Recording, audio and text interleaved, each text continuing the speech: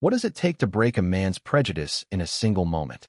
The night was heavy, the kind of humid summer evening in Atlanta where the air clung to your skin like a second shirt. Marcus Tate, a 34-year-old high school history teacher, walked home from a late parent-teacher conference, his satchel slung over one shoulder.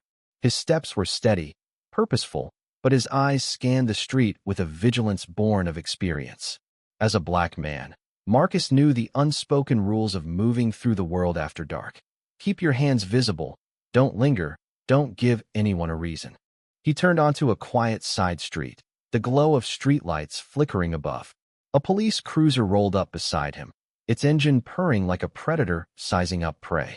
Marcus's stomach tightened, but he kept walking, eyes forward.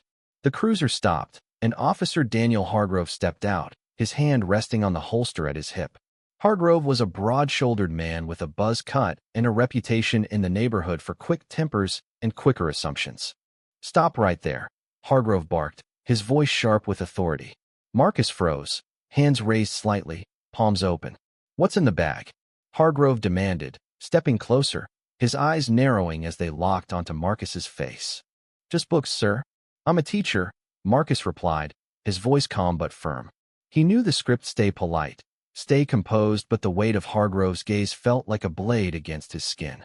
"Books, huh?" Hargrove sneered, his tone dripping with skepticism. "Turn around, hands on the wall." Marcus complied, his jaw tight, as Hargrove patted him down roughly. The officer's movements were aggressive, performative, as if Marcus's very existence was a threat. Then, without warning, Hargrove drew his gun, the barrel glinting under the streetlight. "Don't move, or I'll shoot." Marcus's heart pounded, but he kept his voice steady. "I'm not a threat, officer. I'm just going home." His words were measured, but inside, fear and anger churned. He thought of his wife, Lena, waiting at home, and his daughter, who'd asked him that morning why some people looked at him like he'd done something wrong. Hargrove's grip on the gun tightened, his face a mask of suspicion. "You people always have something to hide," he muttered, the words slicing through the humid air. Marcus's breath caught. He'd heard those words before, in different voices, different places, but they always carried the same venom. Then, a new sound cut through the Tenziona car door slamming. Footsteps approached, quick and purposeful. "Daniel!" A voice called, sharp and commanding. Hargrove froze, his gun still raised, but his eyes darted toward the sound. Marcus risked a glance and saw a woman striding toward them, her silhouette framed by the glow of a nearby street lamp. She was in her 50s, dressed in a tailored blazer, her presence radiating authority. "Daniel Hargrove, lower that weapon now," she said, her voice like steel. It was Mayor Evelyn Carter, the city's first black female mayor, known for her no-nonsense approach to reform. Hargrove's face paled, his hand trembling as he slowly lowered the gun. "Mayor Carter?" he stammered, his bravado crumbling. "You know me, Daniel," she said, stepping closer, her eyes boring into him. "And I know you. I've heard about you. This stops tonight." Her voice softened, but not in kindness. It was the softness of someone who'd seen too much to be surprised. "This man is Marcus Tate. He teaches history at Lincoln High. He's not your enemy." Hargrove's mouth opened, but no words came.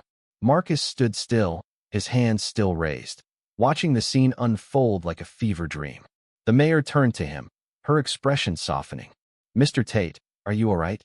Marcus nodded slowly, lowering his hands. "I'm fine, ma'am. Just trying to get home." Mayor Carter's gaze shifted back to Hargrove, who looked like a man staring into a mirror for the first time. "You've got a choice, Daniel," she said. "You can keep letting fear and hate drive you, or you can start seeing people for who they are, not what you assume they are." The words hung in the air, heavy as the night itself. Hargrove's shoulders slumped, the gun now holstered, his face a mix of shame and confusion. Marcus saw something flicker in the officer's eyes, maybe regret, maybe the first crack in a wall built over years. As Mayor Carter escorted Marcus away, promising to follow up, he glanced back at Hargrove, who stood alone under the streetlight, staring at the ground. Marcus didn't know if the officer would change, but for the first time, he felt a spark of hope, not just for himself, but for the world his daughter would grow up in. Maybe, just maybe, one moment could be enough. Yindi.